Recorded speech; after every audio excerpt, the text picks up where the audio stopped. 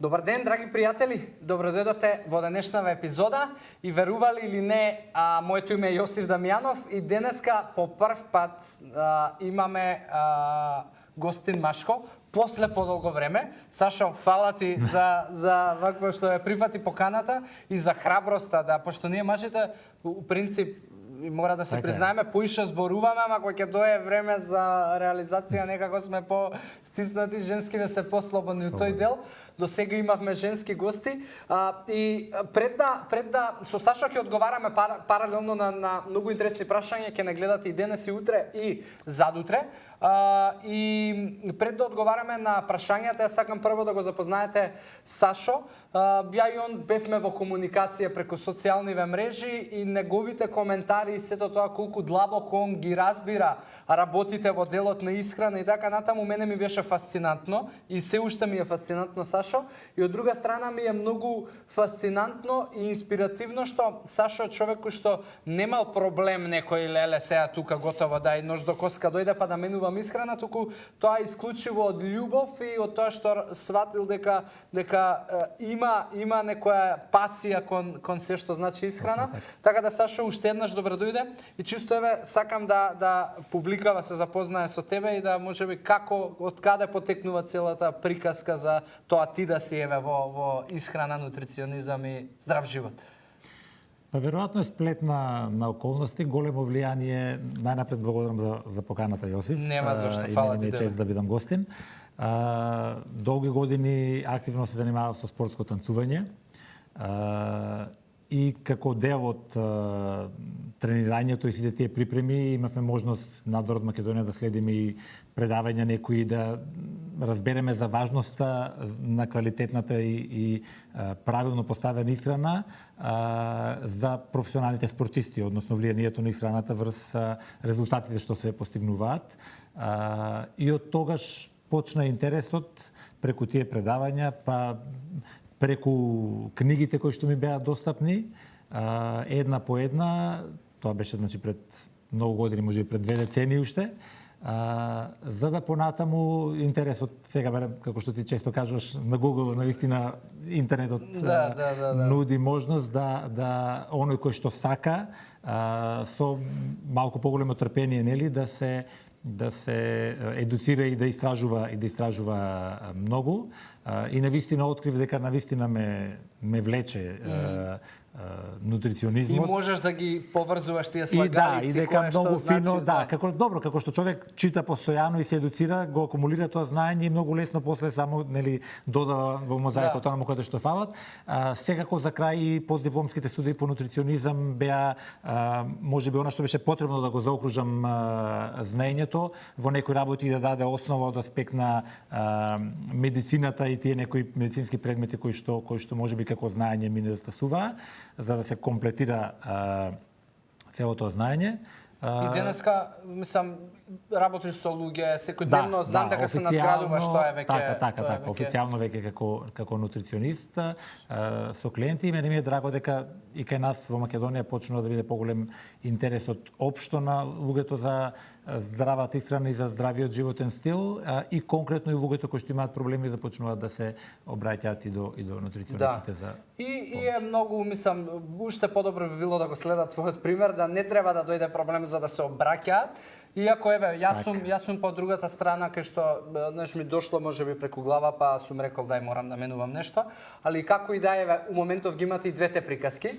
И за да не должиме многу сите оние кои што нормално со Сашо сакате да се запознаете подобро, вреди да се запознаете, затоа што има толку многу знаење човекот.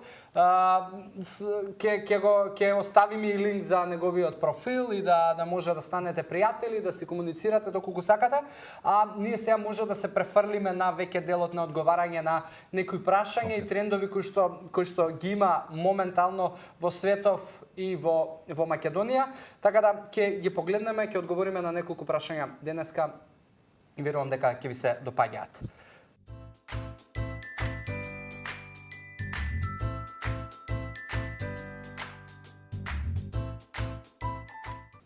По ова прашање антинутриенти јас само кога генерално го имам сретнувано, Сашо, и знам дека тоа се молекули ако ги гледаме подлабоко хемиски, кои што можеби оневозможуваат и пречат на апсорбција на одредени останати нутриенти кои што се витамини, минерали, понекогаш и протеини, знам дека им пречат, али да бидам искрен, не сум до толку влезен у тоа да знам кои се, што се, кога имаат негативни ефекти, кога немаат, затоа што знам дека дел од антинутриентите ги има во некои мешункасти плодови кои што по друга страна се и со големи бенефити. Така. Да. Еве, што ти би дал? Во основа, да, тоа што го кажа е така, меѓутоа тие се многу реални и постојат во тоа што беше прашањето. Значи, антинутриенти и се наречени така се органски молекули што се наоѓаат во храната, во продуктите што ги конзумираме, кои што делуваат или на дигестијата, односно ја попречуваат и блокираат или дигестијата или самата апсорбција. Врз основа на тоа како делуваат, тие се поделени најчесто на антиензими, минерали, антивитамини, зависи на кој дел од овие хранливи состојки така попречуваат. Постојат одредени антиензими кои што, како што спомнати за протеините, кои што го попречуваат дејството на ензимите трипсин и химотрипсин во тенкото црево што се задолжени за дигестија на протеините, односно ја успоруваат или ја блокираат на некој начин нивната работа, па така влијаат дигестијата на протеини да не биде оптимална, со тоа после да потешко ги апсорбираме. Дали може да речеме постои ли начин како да не ги внесуваме, ама од друга страна да не попречиме па и на други процеси, пошто по мене е лудост да нема мешунки у исхранава. Така, ако ги гледаме има начин, ја само да обяснам, значи едни се тие што влијаат на протеините, многу поголем дел од нив влијаат на минералите, односно ги блокираат минералите, дел од нив влијаат и на апсорбцијата на витамините. Најчесто тие се наоѓаат првенствено во житарките, па во мешунките што ти ги спомна. Значи најбогати со антинутриенти се житарките кои што точно дека содржат и добри нутриенти што ни се потребни, меѓутоа за жал тие се наоѓаат во самото зрно, најчесто во оние надворешни слоеви во лушпата и служат за заштита на зрната да не бидат конзумирани од страна на, да речеме, грабливците, инсектите и така натаму. И истите тие ги прават проблемите во принципи кога ние ќе ги ингестираме, но има начин како да се подготват за да го намалиме или да го анулираме практично нивното дејство. Супер. Епа, ако сакате начин, ќе го прашате Сашо, пошто тоа, мислам, упатен и го знае тоа.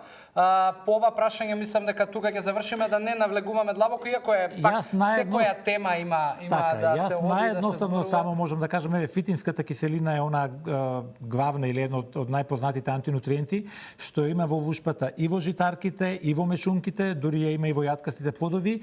Таа блокира апсорбцијата на минералите, дури и на витаминот B3. Најлесно се отстранува доколку ги киснеме. И затоа и на времето нашите баби така натаму традиционално житарките пред варење и мешунките ги киснеле од ноќ во вода, дури и сега препораката секогаш да се киснат, па дури и јаткастите плодови, бидејќи таа се раствара во водата и на тој начин.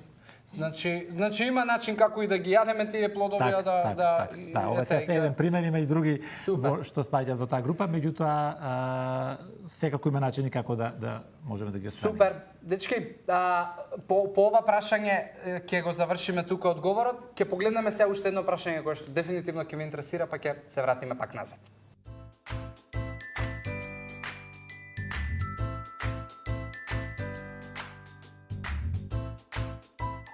По мене препаративе за намалување на киселината се некомплетна лудост, али до некаде лудост, затоа што киселината по мене не е за џабе, мислам, во нашето тело, односно во желудникот, и не за џабе е создадена. Тоа е еден начин како и да се обработува храната, тоа е еден начин и како да не штити од можеби непотребни работи кои што се внесуваат преку устата, бактерии и така натаму, кои што треба едноставно нашиот желудник да не заштити. И она што луѓето го имаат како киселина, појава и печење, нема врска со тоа дека имаат многу киселина во желудникот, туку она што јас го знаме дека практично поради премногу прејадување, премногу масти во стомак и така натаму, успева да киселина им продре и да го избие оној мускул на крајот на хранопроводот, па што ги пече. Затоа препаратите за намалување на желудочната киселина по мене се непотребни, но еве што еве ти мислиш? Секако тие не се предвидени да бидат долгорочно решение. И во основа предвидени се да се користат можеби неколку недели за да се намалат тегобите. Во дадени случаи кога имаме гастритис или чир каде што е поголемо оправдувањето за користење, меѓутоа луѓето многу често ги злоупотребуваат, односно на своја рака ги користат или ги игнорираат препораките од докторот дека треба да се користат само неколку недели и продолжуваат на долг рок да ги користат. Па тоа е линија на помал отпор, затоа што и денес имаш реклама на која што ти се нуди ева го решението, ако имаш киселини, повели. Така, но за жал тоа не е решението, ти убаво кажа дека многу често и не станува збор за вишок на киселини, многу ретко во принцип доаѓа збор до зголемено ниво на желудочна киселина или оние тегоби што ги дава излевање на киселината во хранопроводот. Најчесто причина за тоа е хернија на желудникот или во цревата или анатомски проблем да поклопецот на гастрична валвула која што го затвара желудникот по преводот кон хранопроводот да не функционира, да не пасува баш добро.